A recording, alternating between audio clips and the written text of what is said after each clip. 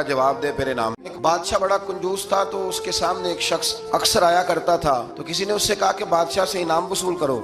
उसने कहा ये बड़ा कंजूस है, पर चलो अल्लाह ने मुझे भी बड़ा ज़हन दिया, इनाम ले ही लेते हैं। तो कहने लगा बादशाह कभी इनाम ही दे दिया कर। बादशाह कहने लगा पहले मेरे सवाल का जवाब दे फिर इनाम दूंगा। तो बादशाह कहने लगा ये मेरे हाथ की हथेलियां, इनमें बाल क्यों नहीं, पुश्त पे है तो हथेली पे क्यों नहीं। उसने भी फिर कमाल ही जवाब दिया। कहने लगा आप सखी बड़े हैं, वो दे के ना बाल सारे घिस गए। बादशाह को बड़ा ही गुस्सा आया, पता तो उसे था ना मैं कंजूस हूँ। गुस्से से के साथ कहने लगा तो तेरे हाथों में क्यों नहीं बाल। कहने लगा बादशाह तूने दिया बड़ा है तो मैंने लिया बड़ा है, तेरे दे के घिस गए हैं तो मेरे ले के घिस गए हैं। तो उसको और गुस्सा आया। कहने लगा तो ये जो सारे बैठे हैं तो इनके हाथों में बाल क्यों नहीं। कहने लगा बादशाह तू देता रहता है, मैं लेता रहता हूँ, तो ये हाथ मलते रहते हैं, इनके माल के घिस गए।